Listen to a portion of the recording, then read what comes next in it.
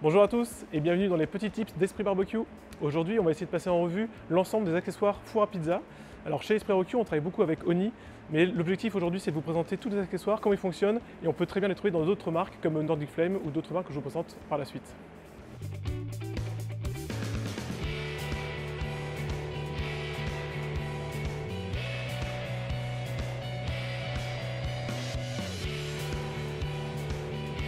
Premièrement, pour faire une pizza, on va commencer par la préparation.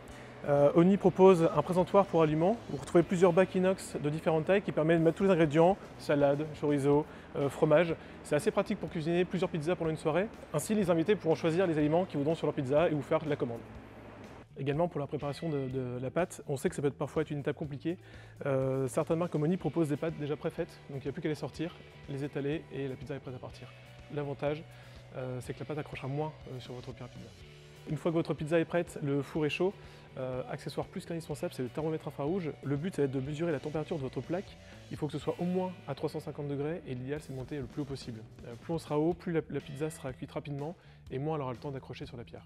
Une fois que la pizza est prête, bien entendu, il va falloir l'enfourner et la retirer. Et donc là, on va passer sur les pelles à pizza. On va retrouver deux types de pelles à pizza. La première, ça va être celle en bois. Ici, elle est en bambou.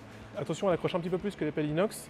L'avantage, par contre, c'est qu'on pourra enfourner et ressortir la pizza facilement du four. Autre avantage, vous allez pouvoir présenter votre pizza directement sur la plaque parce qu'elle est assez sympa, elle est assez jolie. Dernier avantage, elle est imputrescible, c'est-à-dire que l'humidité ne va pas s'insérer dans la pelle et elle va toujours rester très sèche. L'autre pelle à pizza, vous avez la version en inox. Celle-ci accroche moins. Petite astuce pour que ça accroche encore moins, faites-la chauffer un petit peu dans le four à pizza avant de prendre votre pizza et ainsi la pâte accrochera un petit peu moins.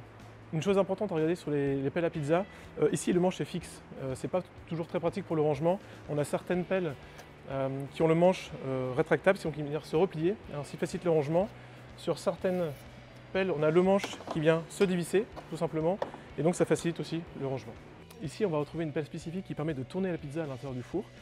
L'idée, c'est de tourner la pizza à peu près 1 minute de cuisson, donc pour que la cuisson soit homogène à l'intérieur du four. La pelle, elle est striée, ce qui permet de laisser passer l'excédent de farine qu'on pourrait avoir mis sur la pizza. Pour tout ce qui est temps de cuisson, je vous ai expliqué ça dans les vidéos de présentation de four Oni que vous retrouverez juste ici. Une fois que votre pizza est cuite, bien entendu, on va venir la couper. On va retrouver la roulette à pizza qui est disponible chez de nombreuses marques et que vous avez peut-être déjà chez vous. On va venir juste simplement rouler sur la pizza pour venir la couper.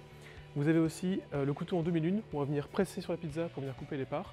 L'avantage de celui-là, c'est que ça peut aussi venir émincer du persil, par exemple, ou des oignons sur une planche à découper. On parle souvent de four à pizza, mais en fait, finalement, c'est vraiment un four à bois ou à pellet. On peut venir cuisiner tout ce qui va passer dans un four. On peut faire des flamme-cuches ou des tartes, par exemple.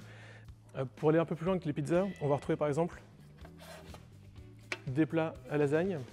On va retrouver des plats en fonte qui vont venir permettre avec des stries, qui vont venir griller des viandes, par exemple. On peut faire aussi des fruits de mer, des légumes dans le four. On aura ce côté, ce petit goût fumé supplémentaire qu'on a sur les fours à pellet. Là ici c'est un autre format de plaque en fonte qui permet de griller les aliments. Sur cet accessoire on va retrouver deux côtés, un côté strié pour les grillades et de l'autre côté une plancha, une plaque lisse. Les deux manches sont amovibles, ce qui permet de pouvoir les déposer et les reprendre facilement sans se brûler. Et donc là on peut vraiment aller beaucoup plus loin dans la cuisson. On va retrouver aussi des plats de rôti, par exemple on peut avoir du poulet rôti dans votre four à pizza avec des légumes autour. Toujours le goût fumé supplémentaire assez sympa sur le poulet du dimanche par exemple.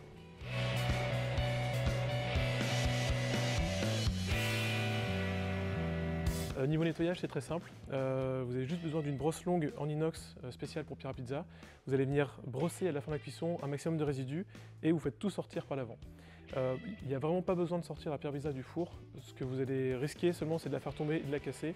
Si ça arrive, la plupart des marques proposent de nombreuses pierres à pizza de rechange.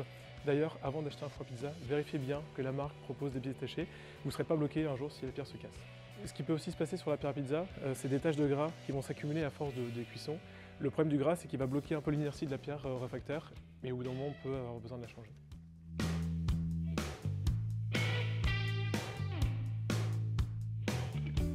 Pour l'hivernage, bien entendu, il existe des nombreuses housses de protection. Chaque four a sa housse adaptée.